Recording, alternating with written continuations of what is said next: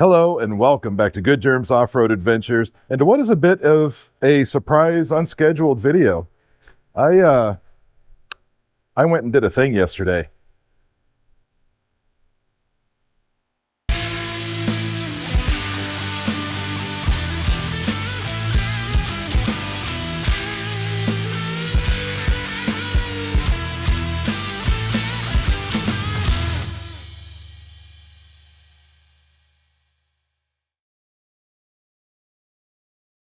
So what is it that we think that's under this cover? Well, let's have a look.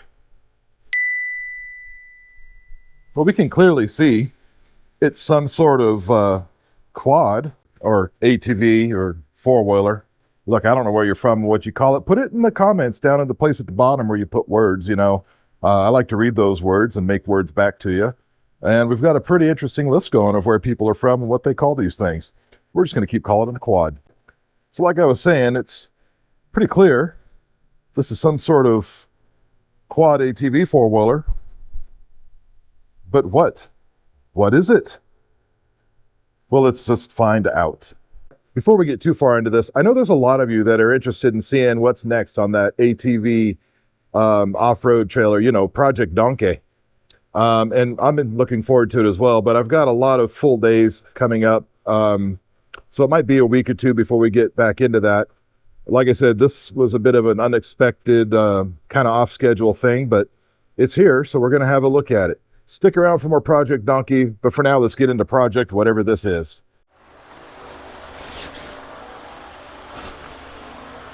Any guesses yet? There's a pretty big tire with a chrome rim. You don't see chrome rims often these days. Another tire with a chrome rim.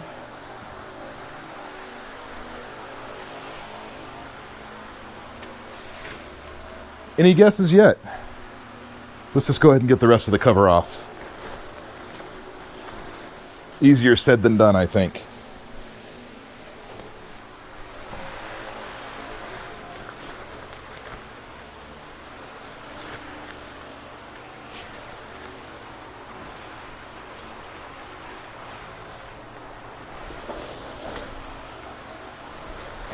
Yep.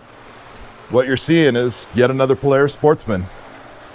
Come on, are you really all that surprised? You know how much I fanboy over Polaris Sportsmans?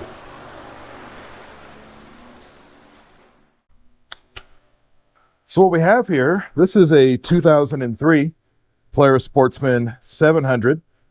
Been looking for something like this, not necessarily a 700, but this one just came across at the right time at the right price. Right place at the right time. Right price. There we go, right price. Wow. The English language eludes me. Right time, right price, right place. It was fairly local to where I live here. And here's the shocker. It looks pretty dirty because it is. It's only got 129 hours on the clock. And oddly, 89 miles, which I don't understand that. This must have spent a lot of time idling somewhere. There is a little bit of a story.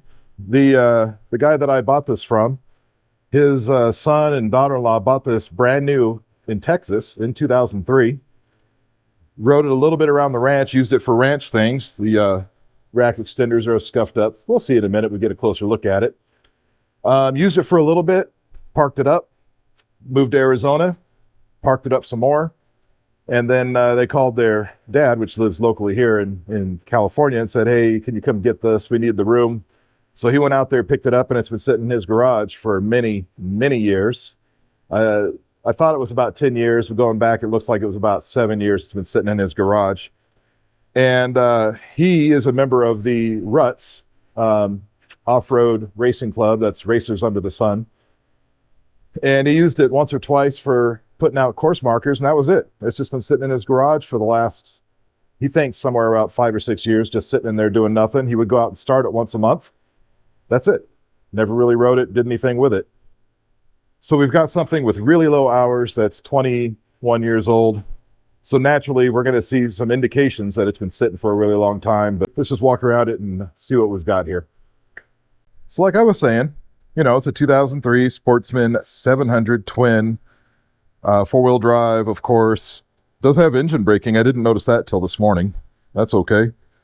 These are the original tires. This one won't hold air. Well, doesn't really matter at this point. You can see the chrome rims. Trailer hitch. That's always handy. And it's this really cool color combo of black and silver, or gray, whichever one you want to call it. I think Polaris called it gunmetal gray. Sure. But like I mentioned, we'll check the hours on this thing. And there you go, 129.4 hours. When we go down here, that looks like 87 miles on the clock, trip meter set to 0. And there you go. You know, I didn't know the hours were so low on this machine until I got out there to see it. He already had a pretty good price on it, but once I saw the hours and miles so low on it, I couldn't miss out on the deal and had to jump on it. So here it is. Of course, like I mentioned, you know, these rack extenders, they're pretty scuffed up, and that would be from its ranch use. But the racks themselves, they're not bad. They're dirty, but they're not tore up or anything. Come over here, same thing on the front rack extender, a little scuffed up. The headlight, though, you know, I don't really know what happened, you know, there, but that's okay. We can fix that. It's got a light bar there, which is, from what I can tell, the only aftermarket thing on this quad. And from what I understand, the dealer that it was purchased from installed that. Looking a little closer at the wheels, you know, they're chrome, which is not my favorite, but the era this quad came from, this was a pretty popular upgrade. You know, the nicer models came with chrome wheels. And there's no nicks, no dings, no scuffs. It's shocking to see these wheels with, you know, they're pretty perfect. They just need a little bit of cleaning. No rust on them. Probably an SOS pad, and they'll look good as new, I assume. So the 700, of course, it's water-cooled, 2 cylinders. This is carbureted. I believe this is the year before they introduced the EFI to these models. I could be wrong. Y'all will correct me if I am. Seat, perfect condition, which is nice because I understand this was stored outside when it lived in Texas, which would explain some of the stains on the plastic here. You can see, I tried to scrub a little bit of Windex on there. It didn't really do much, but hopefully we'll find a way to get these off. If any of you were watching, maybe you have a way to do that.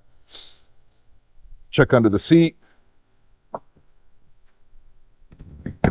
And we find just more of the same under here. You know, we've got a battery that does work, air filter. Most importantly, we don't have any broken plastic. Everything is nice and solid down here. Storage compartment, what's in there? Well, here's some rags and towels. It's a can of something. It looks like a can of Fix-A-Flat, and if it is, we're just going to throw that away immediately. Yep. What else do we have? We've got the original toolkit. And a couple of spark plugs. And all the original tools.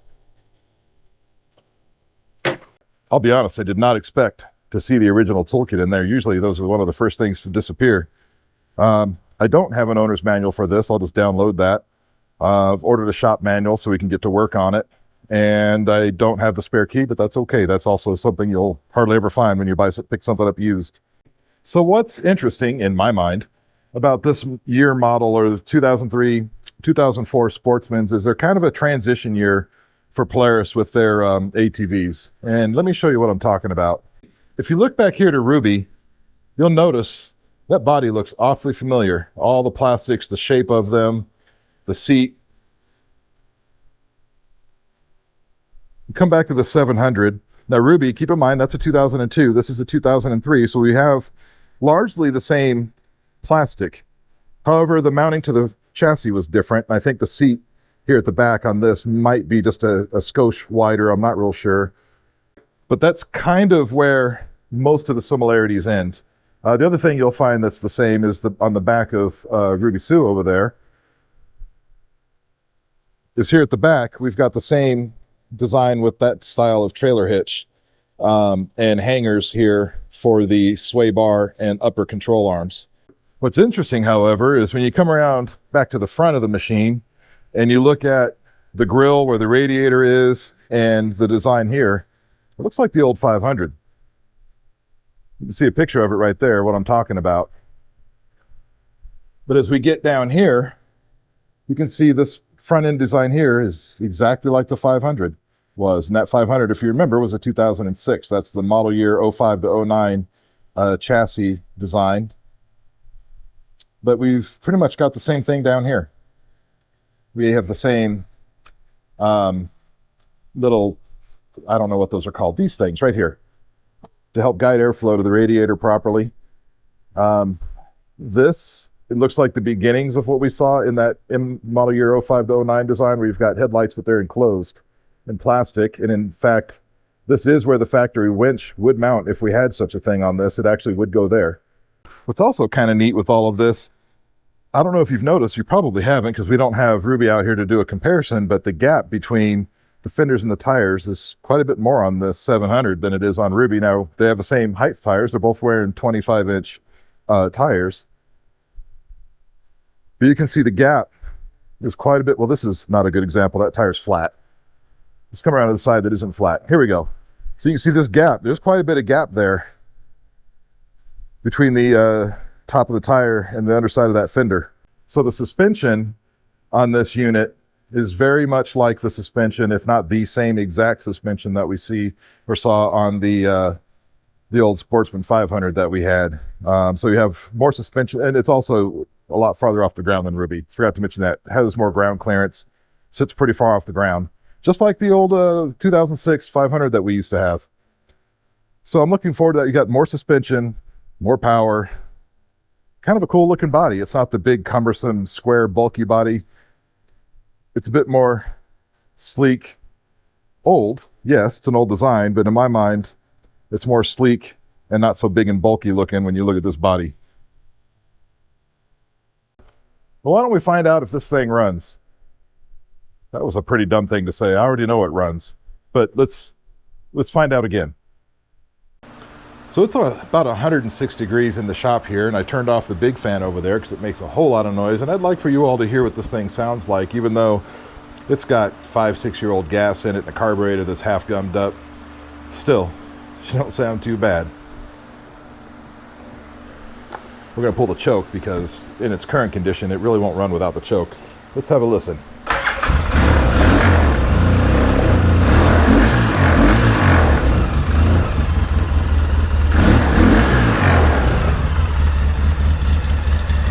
I love the way these two-cylinder Polaris sound when they're running and not dying like that.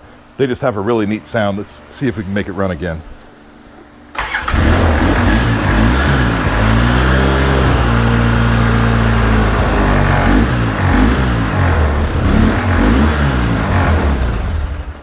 And that's all we're going to get because, like I said, I'm pretty certain this carburetor is full of lacquer thinner, varnish, and deck stain as opposed to gasoline.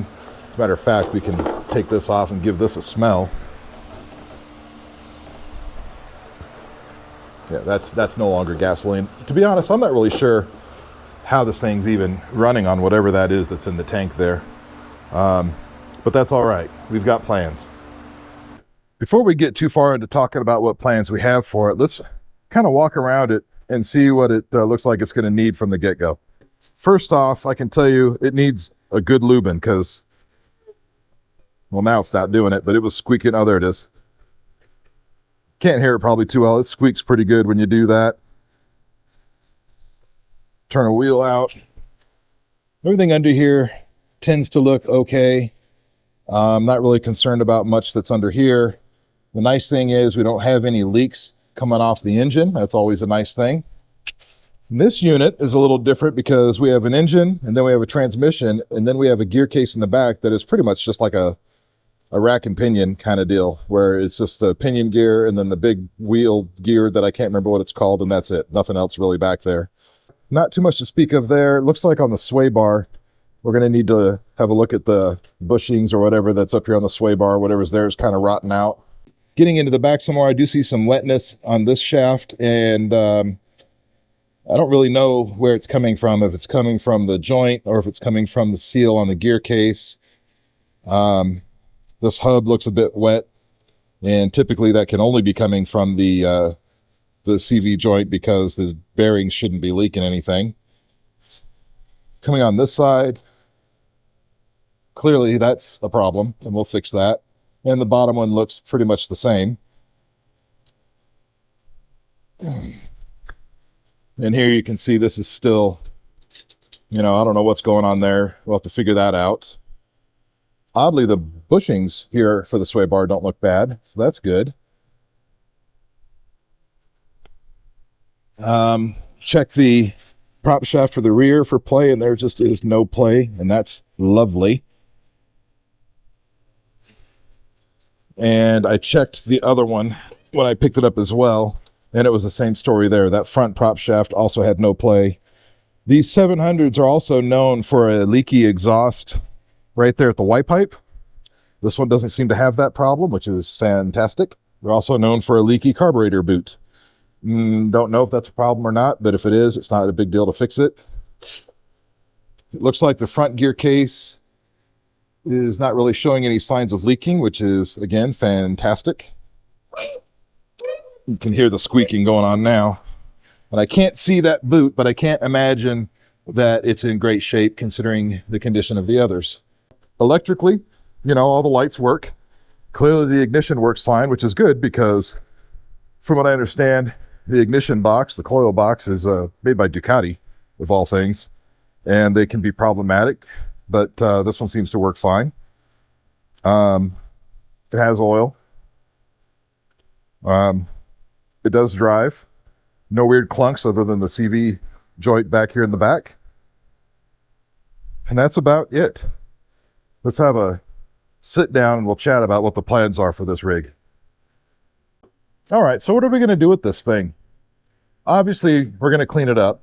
We're going to actually get all the plastics off of it, get the gas tank out, get that cleaned out, flushed, clean everything, because it's been sitting for a while, and you can see how kind of dirty everything is. A lot of little cobwebs and dead spiders everywhere. Hopefully none that are alive that come out and infiltrate my shop here. That'd be okay. We're going to take a lot of time on this one, cleaning it up real nice, probably take the wheels and tires to the local tire shop over there, have them dismount them so we can clean them properly, and then when we get new tires, they can put new tires on it, because we're not keeping these. They hold air, except for that one back there, but it probably holds air long enough to take it for a ride or whatever. But these tires, these are the original Goodyears that came with it, and they're not very good. Plus, they're very, very dry, as you can imagine. Like I said, all the electrical's good, all the lights work. The battery does charge when it's running, so that's always nice. So we don't have any gremlins there to iron out. The engine itself sounds solid. There's no scent of oil or the burning of oil, which is great. The only thing you smell is the horrible smelling gas coming out the exhaust, which is shocking. So yeah, we're going to clean it up real good, do a full service, engine oil change, engine oil filter change, front gear case fluid change, transmission fluid change, rear gear case fluid change. We're going to put probably a uni filter on it, because as you all know, that's my favorite kind of filter. What else? What else can we do? We're going to probably, instead of just replacing the boots on the CV joints, we're probably just going to go ahead and replace the axles and just not have to worry about it. It's a little less hassle than actually trying to just replace the boots and figure out how bad the joint is. Just replace the axle. We'll lube up, of course, the front and rear prop shafts. That way we don't have any issues out of those. Feed some fresh gas to it. That'll be nice. Obviously, the carburetor is going to come off and get a full rebuild. But I'm kind of thinking this might be our hot rod quad. I know it's a big utility quad, a Sportsman that weighs many hundreds of pounds.